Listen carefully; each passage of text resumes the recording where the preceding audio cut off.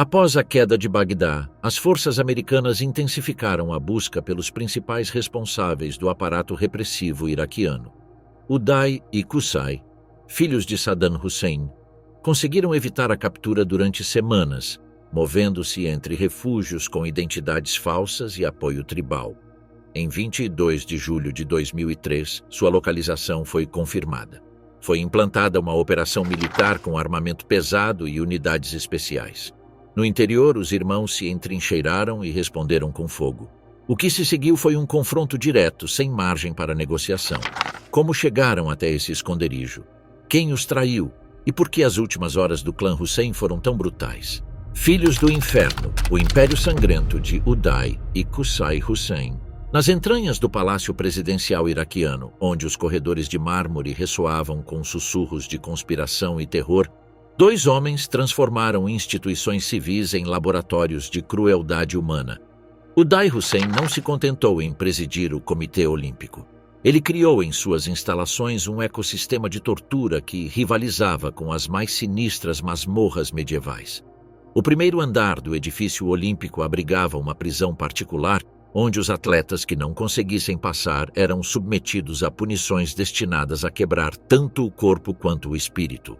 Uday havia estudado meticulosamente técnicas históricas de tortura, incorporando desde a falaca medieval até inovações modernas, como furadeiras elétricas aplicadas diretamente no crânio dos prisioneiros. Entre suas vítimas estava Sira Hadar, um jogador de futebol que foi arrancado da cama por se recusar a jogar alegando doença.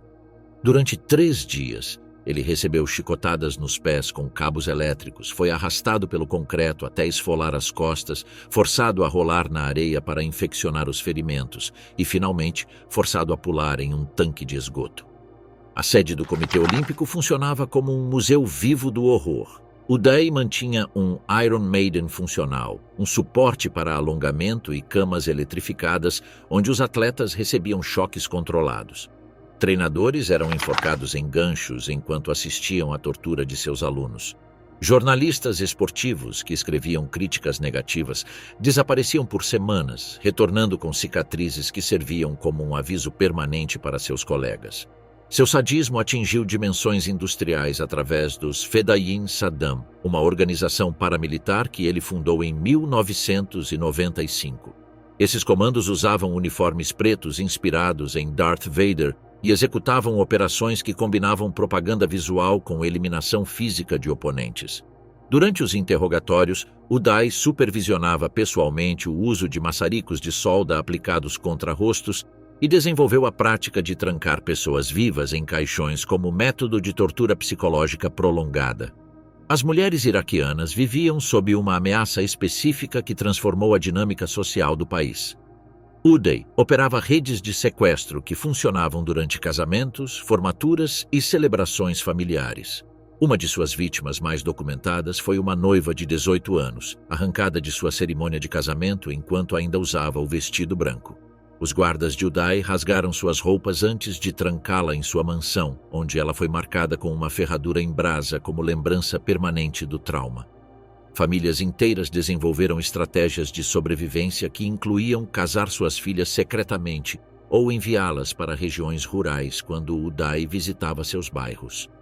O assassinato de Kamel Hanagegeu em 1988 revelou a volatilidade psicótica que caracterizava Uday. Durante uma festa da elite, ele espancou o mordomo de Saddam até a morte com uma bengala, na frente de ministros e embaixadores estrangeiros. O ato não foi impulsivo. Uday havia planejado o assassinato após se convencer de que Gegel exercia muita influência sobre seu pai. Saddam, humilhado publicamente, aprisionou o filho e o exilou temporariamente para a Suíça, onde continuou exibindo um comportamento errático até que pressões familiares o forçaram a retornar. Enquanto Uday construía seu império de terror visível, Qusay desenvolvia uma maquinaria de controle invisível, porém infinitamente mais letal. Sua nomeação como diretor da Al-Amin Al-Qas, Organização Especial de Segurança, em 1988 o colocou à frente de uma agência que operava fora de qualquer estrutura legal. Essa instituição realizava prisões noturnas em massa, administrava centros de detenção secretos e coordenava execuções extrajudiciais sem deixar vestígios documentais. A verdadeira extensão do poder de Qusay manifestou-se durante as revoltas de 1991. Quando as populações xiitas do sul se rebelaram após a Guerra do Golfo, Qusay orquestrou uma campanha de extermínio que incluiu bombardeios sistemáticos de hospitais, escolas e mesquitas. Suas forças usaram helicópteros Mi-24 para metralhar refugiados civis que fugiam em direção aos pântanos. A destruição desses ecossistemas milenares não foi colateral, foi deliberada. Qusay coordenou a drenagem de 90% dos pântanos da Mesopotâmia, deslocando 200 mil pessoas e eliminando uma cultura de 5 mil anos. A operação no pântano revelou a metodologia de Qusay, extermínio cultural como ferramenta de controle político. As comunidades árabes xiitas que habitavam a região foram classificadas como elementos subversivos que precisavam ser completamente eliminadas. Aldeias foram bombardeadas, canais de água contaminados com produtos químicos industriais e sobreviventes transferidos para campos de reassentamento, onde eram constantemente monitorados por informantes. Seu controle sobre a Mukhabarat transformou o Iraque em um estado de vigilância total.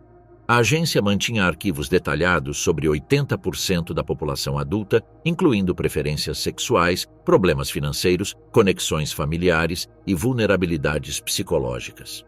Qusay revisava pessoalmente relatórios sobre ministros e generais, usando informações comprometedoras para manter lealdades absolutas. O sistema incluía gravação secreta de conversas telefônicas, infiltração de informantes em universidades e mesquitas e monitoramento de correspondências pessoais. A Guarda Republicana, sob o comando de Qusay, funcionava como um exército familiar privado. Essas unidades recebiam salários 3 vezes maiores que os do exército regular, equipamentos soviéticos de última geração e treinamento especializado em combate urbano. Sua lealdade não era institucional, mas pessoal. Juravam fidelidade diretamente a Qusay, não ao Iraque. Essa estrutura militar paralela incluía tanques T-72 modificados, sistemas de mísseis SA-3 e comunicações criptografadas independentes do comando militar regular. Durante a década de 1990, Qusay administrou pessoalmente o programa Petróleo por Alimentos, canalizando bilhões de dólares para contas secretas na Suíça, Jordânia e Líbano. Esses fundos financiaram operações de assassinato no exterior, compra de armamento proibido e subornos a funcionários da ONU. Qusay mantinha registros detalhados de cada transação, usando códigos que só ele conhecia. A complementaridade dos 2 irmãos criou um sistema de terror bipolar que maximizava tanto o medo público quanto o controle privado. O Dai gerava um terror visível, que mantinha a população paralisada. Qusay exercia um controle invisível que eliminava qualquer capacidade de resistência organizada. Juntos, ambos haviam transformado o Iraque em um laboratório de engenharia social, onde 25 milhões de pessoas viviam sob vigilância permanente e ameaça constante. Operação Sombra, a fuga do clã Hussein. Os primeiros mísseis Tomahawk atingiram o complexo presidencial de Al-Faw às 5h34 do dia 20 de março de 203, marcando o início de uma campanha militar que os planejadores do Pentágono haviam calculado que duraria 96 horas. No entanto, os alvos humanos prioritários, Saddam Hussein e seus 2 filhos, já haviam ativado protocolos de evacuação elaborados durante anos de paranoia sistemática. As rotas de fuga não eram improvisadas. Qusay supervisionou pessoalmente a construção de túneis subterrâneos que conectavam palácios presidenciais a casas seguras em 5 províncias diferentes.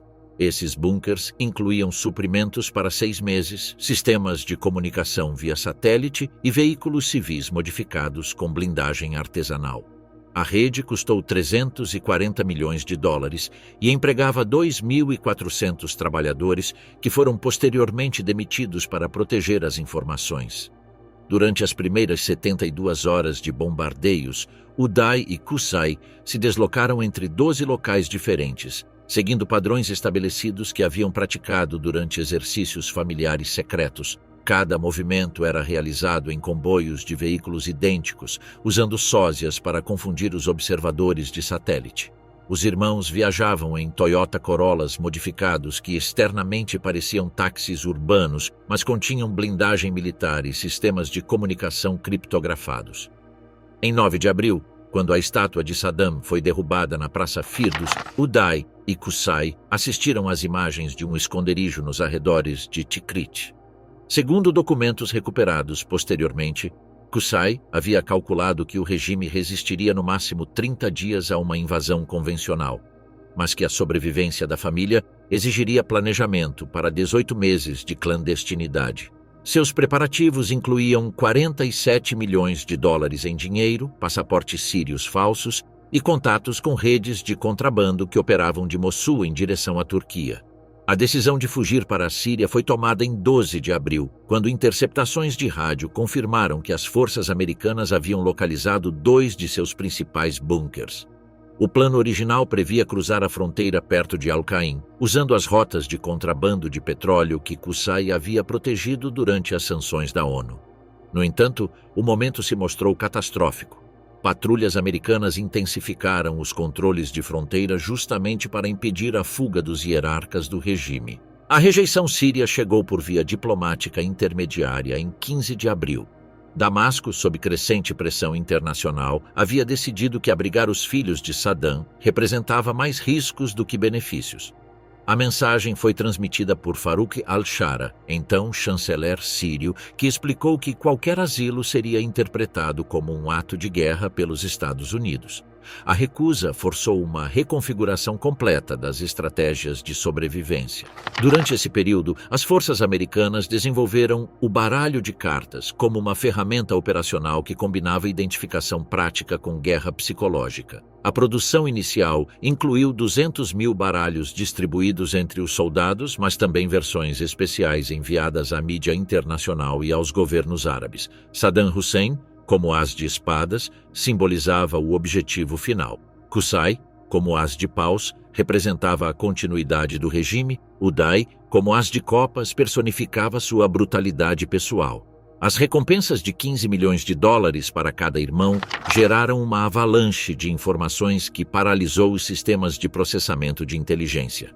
Em maio de 2003, foram recebidos 2.847 relatos de avistamentos de fugitivos em locais que iam de Basra ao Kurdistão. Cada pista exigia verificação por equipes especializadas, reconhecimento fotográfico por satélite e operações secretas que consumiam recursos sem gerar resultados. Um caso exemplificou a complexidade do problema. Em 23 de maio, um comerciante de Ramadi relatou ter vendido medicamentos para diabetes a um homem que se correspondia fisicamente com Uday. O informante forneceu detalhes convincentes sobre cicatrizes faciais e dificuldades de mobilidade consistentes com as sequelas do ataque de 1996. A verificação exigiu a análise de câmeras de segurança de 340 farmácias, interrogatórios de 67 possíveis testemunhas e uma operação noturna que mobilizou 120 soldados. O Uday acabou sendo Mahmoud al-Rashid, um comerciante local com diabetes grave, cujas cicatrizes eram provenientes de um acidente de carro. Os fracassos acumulados minaram tanto o moral militar quanto a credibilidade política da ocupação. Em junho de 203, comandantes de campo relataram que os soldados começaram a tratar as buscas como missões fantasmas com poucas chances de sucesso. Ao mesmo tempo, a sobrevivência prolongada dos irmãos alimentou teorias da conspiração entre os iraquianos, que interpretavam cada ataque insurgente como evidência de coordenação da liderança fugitiva.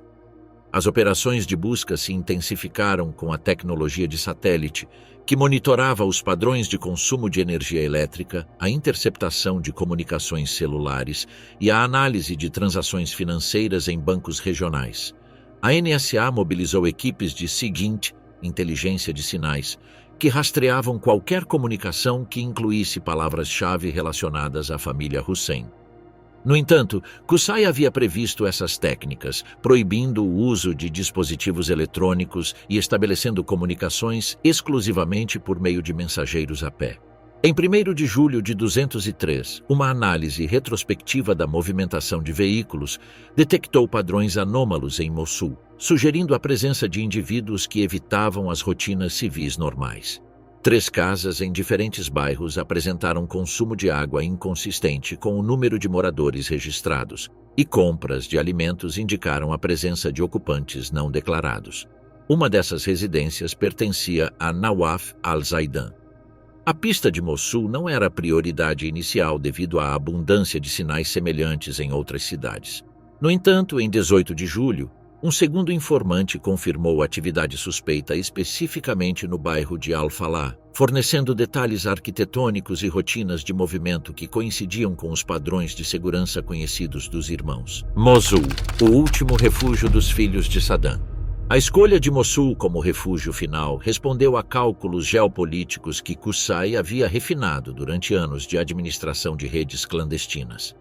A cidade representava o equilíbrio perfeito entre 3 fatores cruciais: densidade populacional suficiente para garantir o anonimato, proximidade de rotas de evacuação para a Turquia e a Síria e concentração de lealdades tribais meticulosamente cultivadas durante a década de 1990. Qusay investiu recursos consideráveis para estabelecer Mossul como um bastião da segurança familiar. Durante sua administração dos serviços de inteligência, ele canalizou contratos governamentais para empreendedores específicos de Mossul, concedeu licenças exclusivas de importação a comerciantes locais e facilitou casamentos estratégicos entre famílias de Tikrit e clãs proeminentes de Mossul. Esses investimentos sociais criaram uma rede de obrigações recíprocas que sobreviveu ao colapso do regime. A infraestrutura urbana também favorecia operações clandestinas. Mossul havia sido construída em camadas históricas que incluíam túneis otomanos, sistemas de drenagem britânicos da década de 1920 e bunkers subterrâneos escavados durante a Guerra Irã-Iraque. Qusay conhecia essas características porque havia supervisionado o mapeamento delas durante operações antiterroristas da década de 1990. A cidade oferecia rotas de fuga que não apareciam nos mapas americanos. O contato com Nawaf al-Zaidan havia sido estabelecido em 1998, quando Qusay investigava redes de contrabando que operavam de Mossul em direção à Síria. Al-Zaidan havia demonstrado capacidade de transportar mercadorias proibidas sem ser detectado, utilizando conexões familiares que se estendiam a ambos os lados da fronteira. Sua reputação de discrição absoluta e suas raízes locais faziam dele o tipo de aliado de que a família Hussein precisava para operações delicadas. A vila de Al-Zaidan havia sido selecionada especificamente por características de segurança que não eram evidentes do exterior. A propriedade ocupava uma esquina do bairro de Al-Falah, com visibilidade para 3 ruas de acesso diferentes. As paredes externas, aparentemente decorativas, continham reforços de aço resistentes a pequenos explosivos. As janelas do segundo andar haviam sido modificadas com vidros que combinavam transparência visual com proteção balística. O porão incluía modificações arquitetônicas financiadas por Al-Zaidan durante a construção original em 1995. Um túnel de 40 metros conectava a casa ao sistema de drenagem municipal, proporcionando uma rota de evacuação que se estendia 6 quarteirões ao norte. O acesso ficava escondido atrás de uma parede falsa, cuja localização exigia conhecimento específico. Qusay havia inspecionado pessoalmente essas características em uma visita anterior em 2011. A chegada dos irmãos em meados de junho incluiu protocolos de segurança que refletiam décadas de experiência em operações clandestinas. Uday e Qusay chegaram separadamente, usando veículos diferentes e rotas que não se cruzavam. Mustafa, filho de Qusay, foi transportado em um terceiro veículo com documentação que o identificava como primo mais novo de Al-Zaidan, que estava de visita durante as férias escolares. Essa compartimentação minimizou os riscos em caso de detecção acidental durante o transporte. Dentro da vila, foi estabelecida uma rotina de segurança operacional que eliminava completamente qualquer comunicação eletrônica. Os relógios eram sincronizados para coordenar as atividades sem a necessidade de sinais sonoros. As refeições eram preparadas em horários rotativos para evitar padrões detectáveis de fumaça de cozinha. O lixo era armazenado em recipientes lacrados até que pudesse ser completamente queimado durante a noite. Os suprimentos chegavam por meio de uma cadeia de 3 intermediários que nunca tinham contato direto entre si. O primeiro nível incluía comerciantes comuns que vendiam produtos a um distribuidor atacadista. O segundo nível envolvia os funcionários de Al-Zaidan, que compravam quantidades ligeiramente superiores ao normal para uma família do seu tamanho. O terceiro nível consistia de empregados domésticos que transportavam alimentos para a vila sem saber o propósito específico das entregas adicionais. Mustafa assumiu responsabilidades que refletiam tanto sua idade quanto seu treinamento anterior. O adolescente mantinha vigilância pelas janelas do terceiro andar, utilizando um sistema de espelhos que permitia observar as aproximações sem exposição direta. Sua formação incluía a identificação de tipos de veículos militares, o reconhecimento de uniformes americanos e iraquianos e sinais manuais para comunicar informações sem som. Às tardes, ele praticava movimentos táticos no quintal, sob a supervisão direta do pai. A preparação defensiva da vila combinou os recursos disponíveis com a experiência militar profissional. Qusay distribuiu armas em 7 locais diferentes no segundo andar, garantindo acesso contínuo durante um confronto prolongado. As posições de tiro foram calculadas para maximizar os campos de tiro em todas as abordagens possíveis, utilizando mobiliário pesado como proteção balística improvisada. Granadas foram armazenadas em locais estratégicos para maximizar os danos às forças atacantes em escadas e corredores estreitos. Em 15 de julho, equipes de reconhecimento americanas iniciaram uma vigilância discreta do bairro de Al-Falah, utilizando equipamentos de observação óptica instalados em prédios comerciais distantes. Durante 6 dias, confirmaram padrões de atividade que coincidiam com informações obtidas anteriormente. Movimentação interna durante a noite, ausência de sinais eletrônicos e rotinas de abastecimento inconsistentes com as de uma residência familiar normal. Em 20 de julho, sensores térmicos confirmaram a presença de 4 indivíduos no segundo andar da vila. As leituras de temperatura corporal indicaram que um dos indivíduos tinha mobilidade reduzida, consistente com as limitações físicas conhecidas de Uday. Os padrões de sono detectados sugeriram vigilância rotativa, uma prática típica de pessoal com treinamento em segurança militar. Em 21 de julho, a inteligência americana já tinha 90% de certeza sobre a identidade dos ocupantes. A decisão de prosseguir com a operação foi tomada depois que Al-Zaidan, pressionado pela intensificação da vigilância militar e motivado pela recompensa de $30 milhões, estabeleceu contato com as forças americanas para confirmar sua disposição em colaborar na captura de seus convidados. Nawaf Al-Zaidan, o traidor que derrubou o clã Hussein. A deterioração psicológica de Nawaf Al-Zaidan começou em 5 de julho, quando patrulhas americanas intensificaram suas rotas pelo bairro de Al-Falah. Durante aquela semana, helicópteros de reconhecimento sobrevoaram sua propriedade em 6 ocasiões, e soldados estabeleceram controles temporários em 2 cruzamentos que davam acesso direto à sua vila. Al-Zaidan interpretou esses movimentos como sinais de que sua atividade havia atraído a atenção militar. Além da deterioração emocional e financeira, Al-Zaidan enfrentou outra dimensão crítica, o colapso progressivo de suas redes internas de proteção. Ao longo dos anos, ele cultivou uma estrutura de lealdades pessoais composta por funcionários, intermediários e antigos contatos do aparato de inteligência. No entanto, em julho de 203, muitos desses laços haviam se rompido. Alguns colaboradores fugiram do país, outros foram presos ou executados por colaborar com a coalizão. E os poucos que permaneceram em Mossul começaram a se distanciar por medo de represálias. Esse isolamento crescente não apenas reduziu sua margem de manobra, mas também amplificou sua sensação de vulnerabilidade. Simultaneamente, Al-Zaidan começou a perceber mudanças sutis na conduta de seu entorno imediato. Funcionários domésticos evitavam ficar sozinhos com ele. Comerciantes locais com quem mantinha relações habituais reduziram o contato ou pediram adiantamentos, e sua própria família demonstrava sinais de ansiedade que não conseguia esconder. Certa noite, sua esposa perguntou-lhe se haviam cometido um erro ao oferecer refúgio aos filhos de Saddam. Essa pergunta, dita em voz baixa enquanto servia chá, marcou para Al-Zaidan um ponto emocional sem retorno. Não era mais apenas uma questão de cálculo estratégico. A traição tornou-se uma necessidade para proteger seu núcleo mais íntimo. Por outro lado, relatos extraoficiais sugerem que, nos dias anteriores à sua decisão, Al-Zaidan tentou discretamente contatar emissários de clãs leais a Tikrit para explorar uma possível saída para a Síria por rotas alternativas. O silêncio que recebeu como resposta foi interpretado como prova definitiva de que o regime não tinha mais a capacidade nem a vontade de proteger seus últimos aliados. Essa confirmação selou sua decisão. Se tivesse que escolher entre uma lealdade morta e um possível futuro, optaria por este último. A pressão se intensificou quando Al-Zaidan descobriu que 3 de seus contatos comerciais haviam sido presos durante operações em Tikrit. Esses homens conheciam suas conexões históricas com o regime e poderiam fornecer informações que levariam a investigações sobre sua propriedade.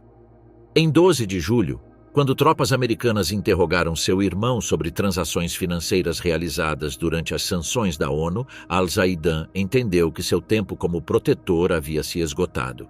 Paralelamente a isso, a situação econômica de Al-Zaidan havia se tornado insustentável. Suas principais contas bancárias permaneciam congeladas desde abril e seus negócios de importação haviam entrado em colapso total devido às novas regulamentações comerciais impostas pela autoridade provisória da coalizão.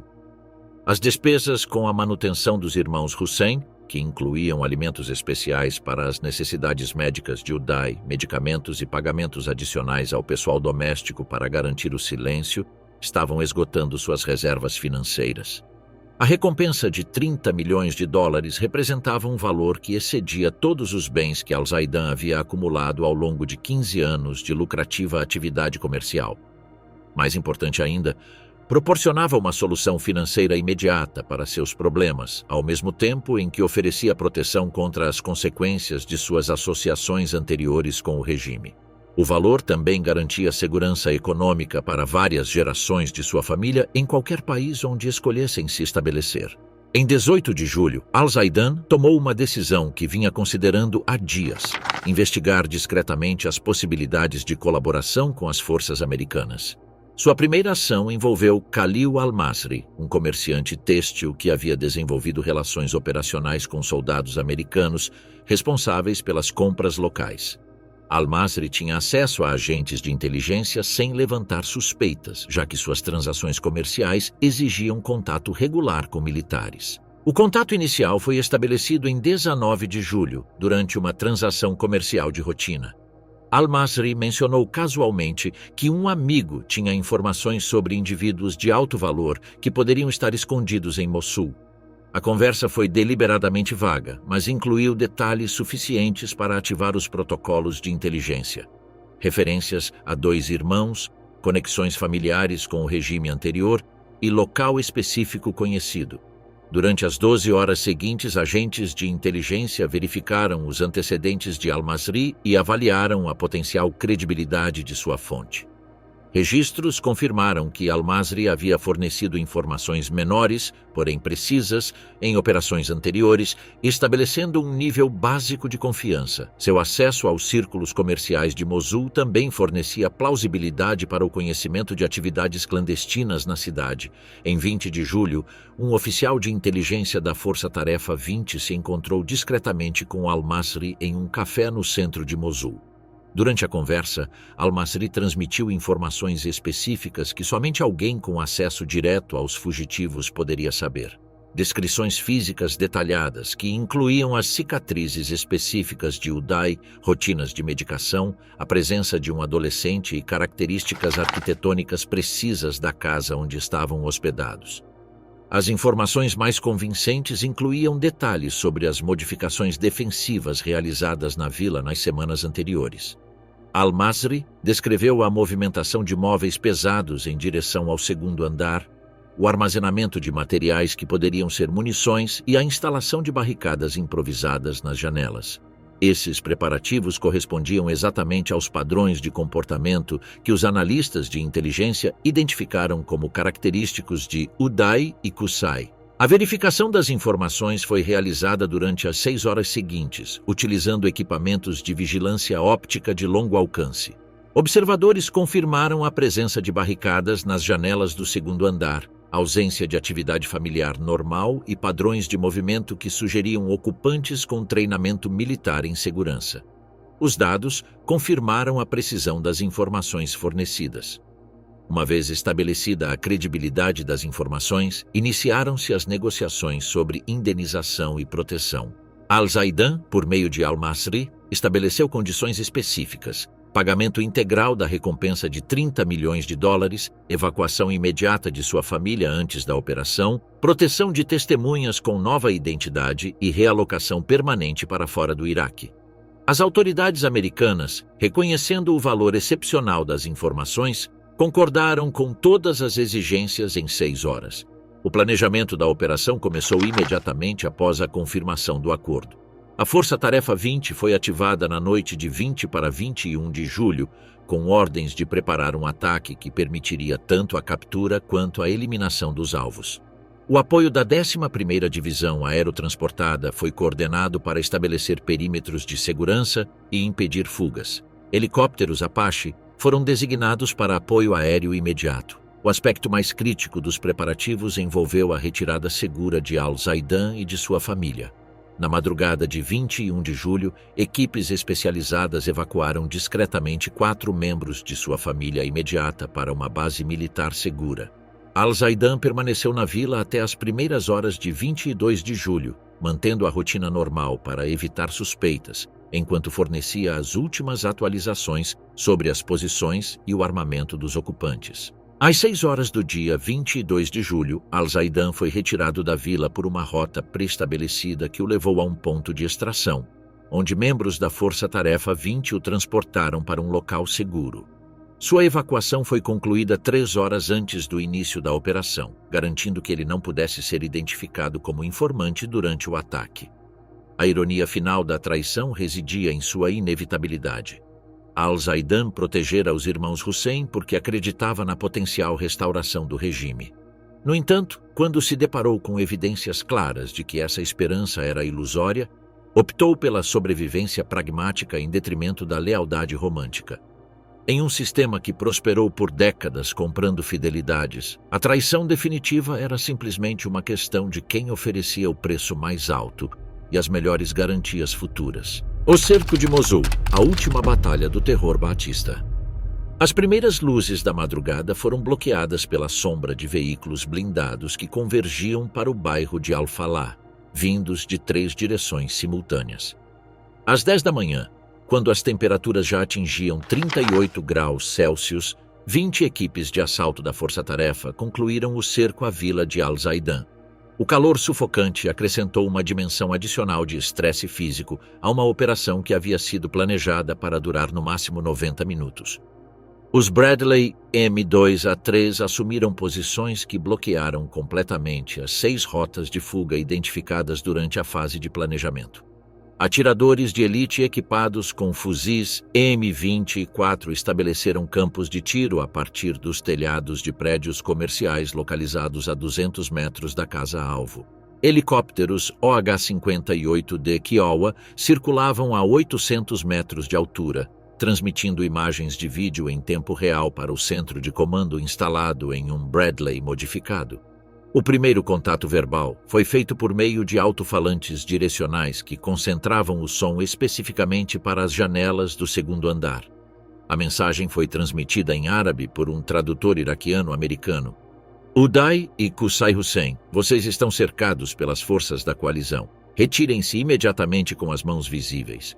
Vocês não serão feridos se renderem pacificamente. Vocês têm exatamente 5 minutos para obedecer. A resposta veio na forma de um único tiro disparado de uma janela no lado leste do 2º andar.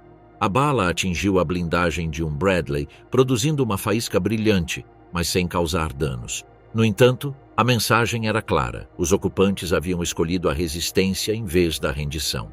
O comandante da operação, Coronel Joe Anderson, autorizou imediatamente a escalada para fogo livre. A primeira fase do confronto foi caracterizada por uma troca de tiros constante entre armas de pequeno porte. Os defensores usaram fuzis AK-47 e AKM disparados de posições atrás de móveis pesados, estrategicamente posicionados para maximizar a proteção.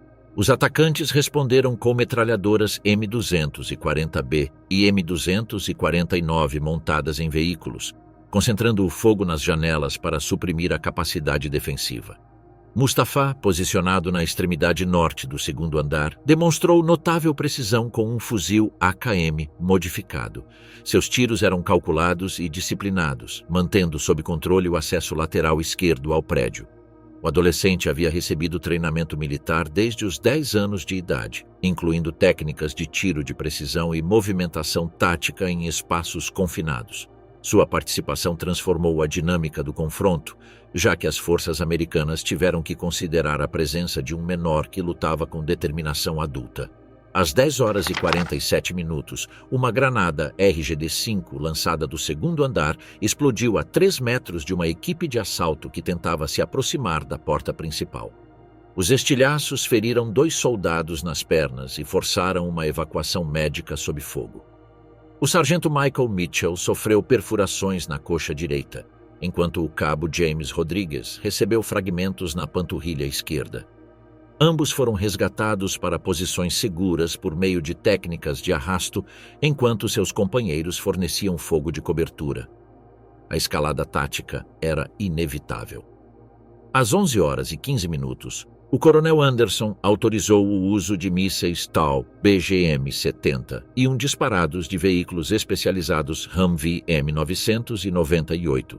O primeiro míssil foi direcionado contra o canto sudeste do segundo andar, onde a análise térmica havia detectado a maior concentração de atividade defensiva.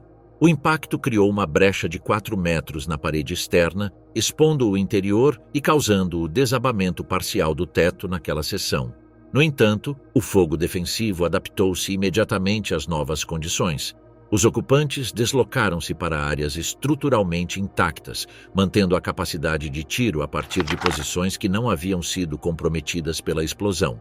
Qusay previu o uso de armamento pesado e preparou posições de apoio que permitiam a movimentação interna sem exposição a fogo externo.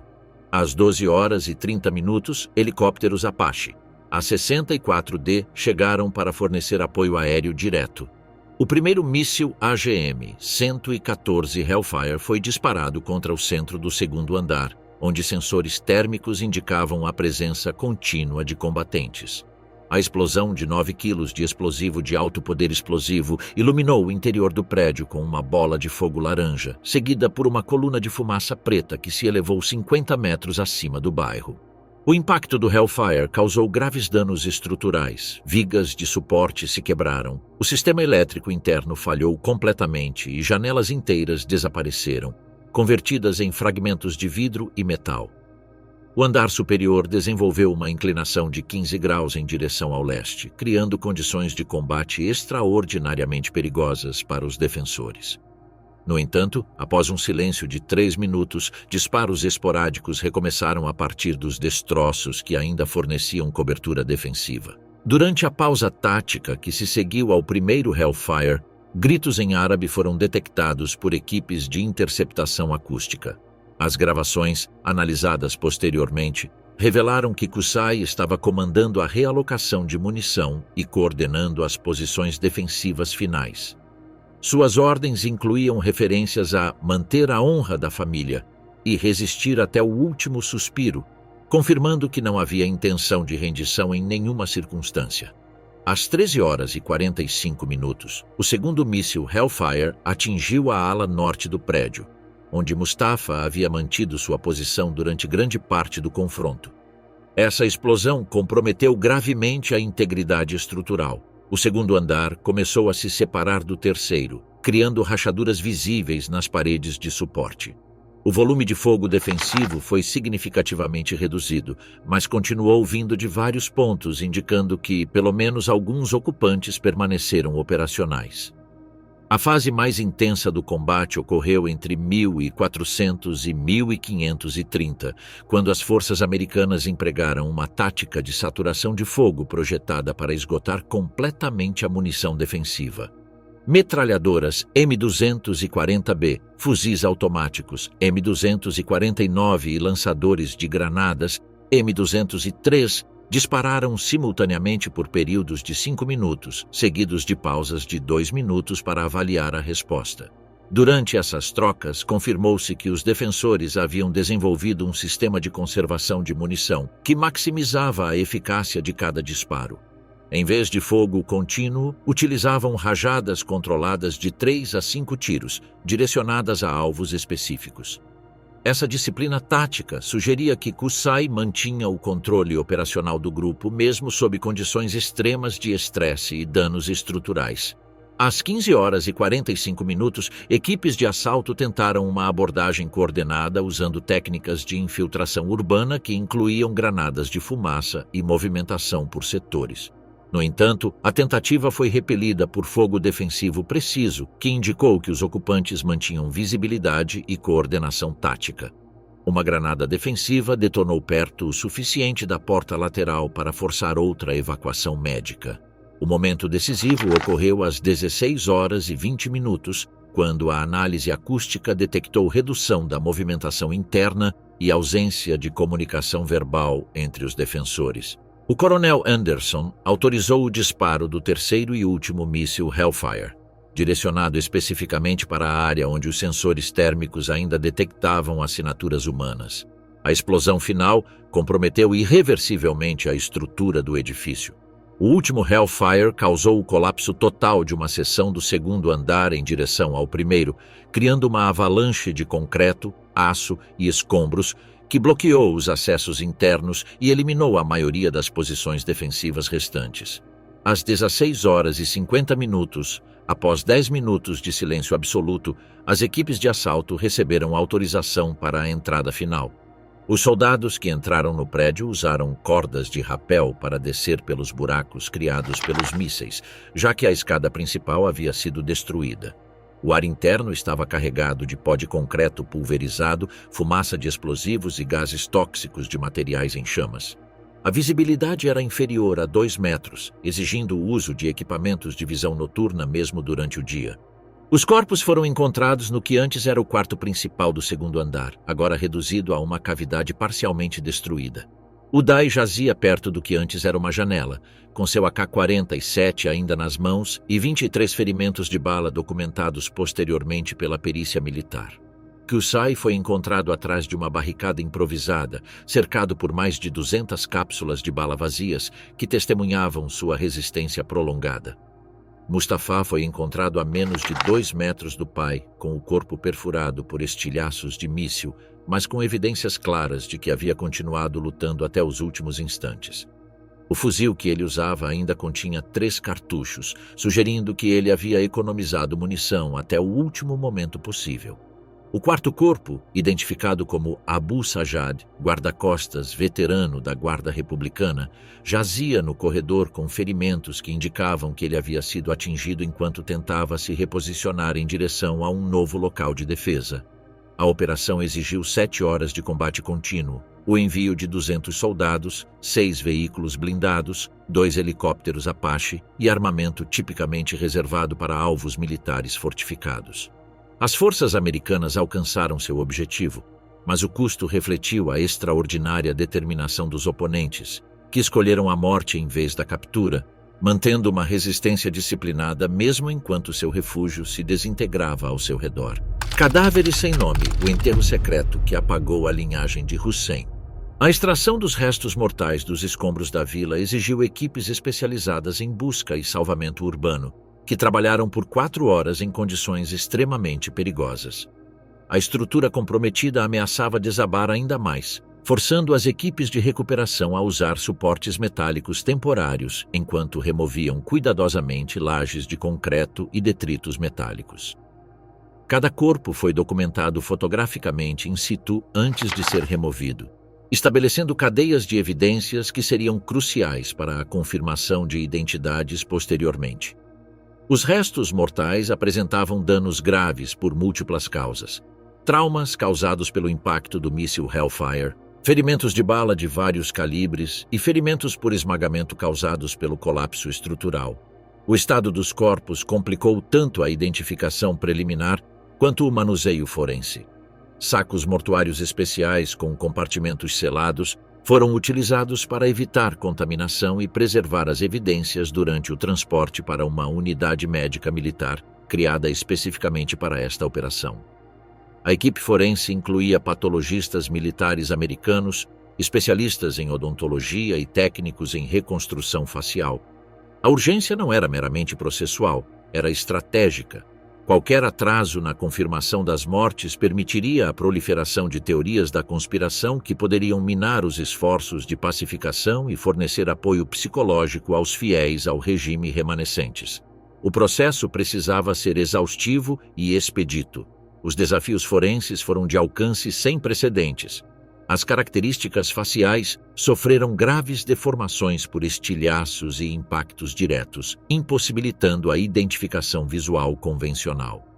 Foram utilizadas técnicas avançadas que incluíam análise comparativa de estruturas dentárias com registros médicos confiscados de clínicas presidenciais, exame de fraturas ósseas anteriores documentadas em prontuários médicos e mapeamento detalhado de cicatrizes cirúrgicas correspondentes a intervenções médicas conhecidas. O Day apresentou os marcadores mais distintivos para a identificação. As placas de metal em sua perna esquerda, inseridas após a tentativa de assassinato de 1996, forneceram evidências irrefutáveis. Seu histórico médico incluía múltiplas cirurgias reconstrutivas que haviam deixado padrões únicos de soldagem óssea e tecido cicatricial.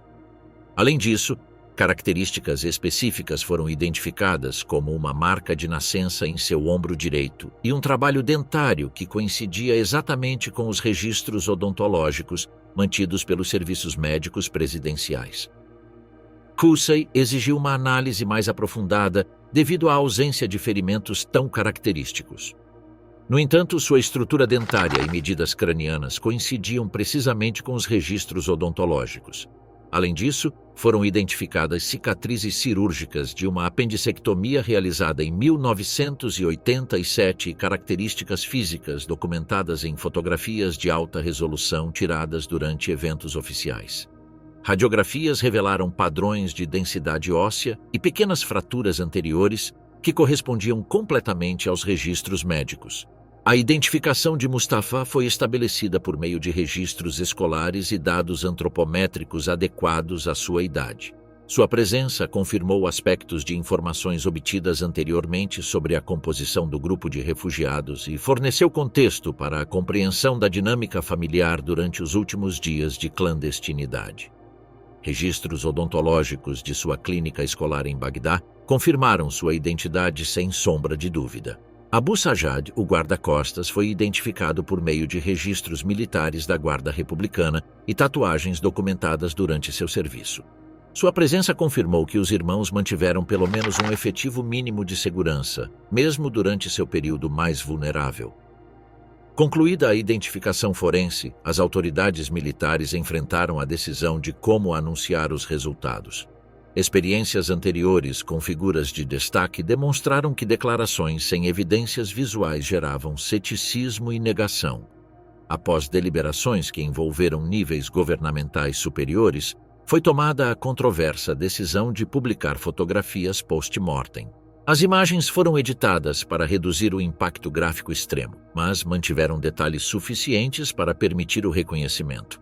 Os rostos foram parcialmente reconstruídos com técnicas de embalsamamento e maquiagem forense para restaurar características reconhecíveis. Especialistas profissionais em serviços funerários trabalharam por 18 horas para deixar os corpos apresentáveis, preservando evidências de trauma que confirmariam a intensidade da batalha final. As fotografias resultantes mostravam claramente Uday e Kusai, embora com evidências visíveis do trauma sofrido. Uday apareceu com sua estrutura facial característica restaurada, mas com evidentes indícios de ferimentos de bala. As feições de Kusai estavam mais intactas, mas apresentavam sinais claros de danos causados pela explosão. As fotos foram publicadas juntamente com relatórios forenses detalhados que documentavam cada aspecto do processo de identificação. A reação pública foi imediata e polarizada. Em regiões do sul do Iraque, com população predominantemente xiita, a notícia foi recebida com grande festa. Manifestações espontâneas lotaram as ruas de cidades como Basra e Najaf, onde moradores dispararam armas para o ar e distribuíram doces em sinal de júbilo. Para comunidades que sofreram repressão sistemática por décadas, as mortes representaram uma justiça poética. No entanto, em áreas com lealdades tribais ao regime anterior, especialmente na província de Anbar e nos arredores de Tikrit, a resposta foi radicalmente diferente. Muitos moradores se recusaram a aceitar a autenticidade das fotografias, insistindo que os corpos pertenciam a sósias usadas para enganar a opinião pública.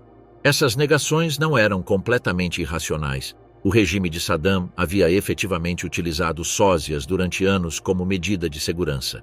Em Bagdá, as reações variaram drasticamente de bairro para bairro. Em áreas predominantemente xiitas, como Sadr City, as comemorações continuaram por vários dias. Em bairros predominantemente sunitas, as reações variaram da aceitação silenciosa ao ceticismo declarado. Alguns comerciantes fecharam seus negócios em aparente luto, enquanto outros exibiram as fotografias com destaque como prova do fim definitivo do antigo regime. A reação internacional também foi mista. Organizações de direitos humanos criticaram a decisão de publicar imagens post-mortem como uma violação de normas humanitárias básicas. Analistas militares defenderam a medida como necessária para eliminar ambiguidades e acelerar o processo de aceitação política. O debate refletiu tensões mais amplas sobre métodos apropriados para documentar o fim de regimes autoritários. Enquanto a controvérsia pública se desenvolvia, procedimentos mais discretos foram adotados para o sepultamento dos corpos.